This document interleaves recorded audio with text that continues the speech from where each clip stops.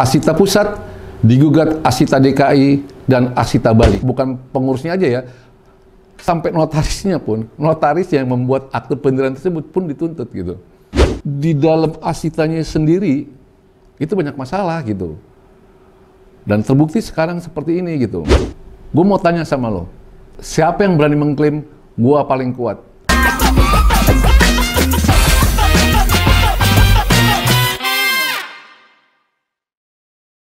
Kuasa hukum DPD Asita DKI Jakarta dan DPD Asita Bali, Sahlan M. Saleh, mengatakan pihaknya sudah mendaftarkan gugatan perdata perbuatan melawan hukum di Pengadilan Negeri Jakarta tanggal 1 Oktober 2020. Pengacara ini menjelaskan, gugatan perdata ini dilakukan lantaran DPP Asita dianggap telah mengubah Akta Pendirian nomor 170 tahun 1975 yang menjadi dasar pendirian terbentuknya organisasi Asita dengan Akta Pendirian baru nomor 30 tahun 2016 tanpa melalui proses sebuah organisasi, yaitu Musyawarah Nasional dan ADART. Nah, jadi di sini kalau gue baca sekilas saja ya, si DPD DKI Jakarta dan Bali ini menggugat DPP pusatnya Asita karena Asita Pusat ini telah membuat akte pendirian baru, telah membuat akte pendirian Asita yang baru, yakni di tahun 2016. Jadi kurang lebih seperti itu. Kami mengajukan gugatan perbuatan melawan hukum kepada Asnawi Bahar, Nunung Rusmiati, Mito Leo Faisal, Yuliandri A. Darwis, dan Hanif SH MKN. Mereka ini adalah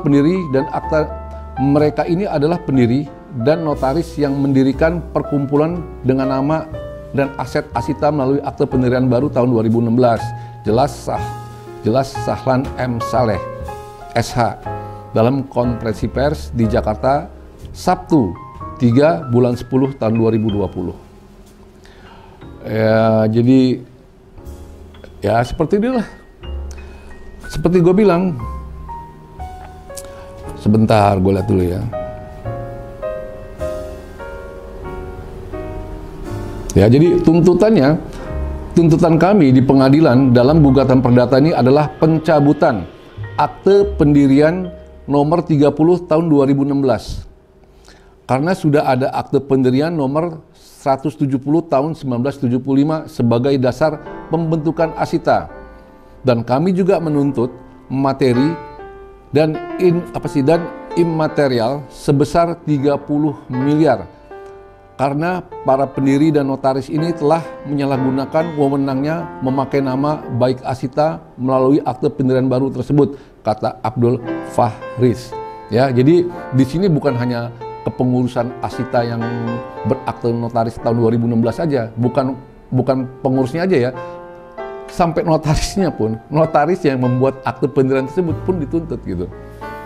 Ya, jadi di sini kan nggak salah ya kalau gue bilang dulu di dalam Asitanya sendiri itu banyak masalah gitu. Dan terbukti sekarang seperti ini gitu. Jadi lu bisa bayangin ya, asosiasi travel agent yang ada di Indonesia ada Asita dan Astindo. Dua nama ini yang paling paling tampil lah selama ini gitu. Nah, di Asitanya sendiri saat ini ada permasalahan gitu. Nah, Astindonya gimana ya? Jujur gue nggak tahu ya. Gue nggak ada terafiliasi oleh asosiasi yang manapun ya, baik Asita maupun Astindo, nggak ada gitu. Cuman memang kebetulan gue cari tahu tentang Asita di Google ya, seperti itu. Jadi kalau konten gue sebelumnya gue bilang Asita ini di dalam atau di tubuhnya mereka sendiri ya, di internal sendiri mereka ada masalah. Ya, sekarang terbukti puncaknya dengan kasus pelaporan ini gitu. Meskipun di konten gue sebelumnya ya ngebahas mengenai asosiasi travel agent yang ada di Indonesia, di situ kan gue terus mengkritik. Tapi di situ juga gue memberikan solusi, jalan keluar, ide. Setidaknya itu menurut gue gitu. Nah, untuk kasus yang sekarang dialami oleh Asita saat ini, ya terjadi gugatan. Kalau buat gue sih begini, udah jangan gugat-gugatan lah. Menurut gue untuk kedua belah pihak ini ada baiknya gimana ya, cooling down. Toh sekarang juga kan lagi masanya apa sih, masa-masa pandemi nih. Udah 3 tahun nih, sekarang Juni 2021, bener berarti udah memasuki masa ketiga, tahun ketiga pandemi. Bukan hanya di Indonesia tapi di seluruh dunia. Ya mungkin kalau sebelum pandemi, masing-masing kubu tuh merasa kuat, biasa gitu kan. Tapi di saat pandemi ini, gue mau tanya sama lo, siapa yang berani mengklaim gue paling kuat?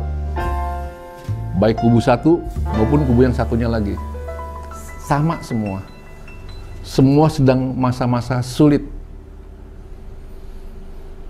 Nah, jadi saran gue, justru di masa sulit seperti inilah, ada rasa gimana ya? Ada rasa senasib. Ada rasa sama-sama sulit. Nggak ada yang kuat sekarang. Biro perjalanan wisata atau travel agent nggak ada sekarang yang menurut gua bener-bener kuat, nggak ada. Mereka sedang merasakan masa-masa sulit. Nah, biasanya kalau masa sulit itu bisa lebih cooling down, bisa lebih introspeksi diri. Jadi saran gua, justru di saat pandemi ini, ayo deh, Asita 71, Asita 2016, bahkan bila perlu Astindo, momen yang tepat untuk melebur menjadi satu asosiasi lagi. Oke? Mungkin itu aja bisa gue sampaikan. Gua Endang, VOC. Ciao.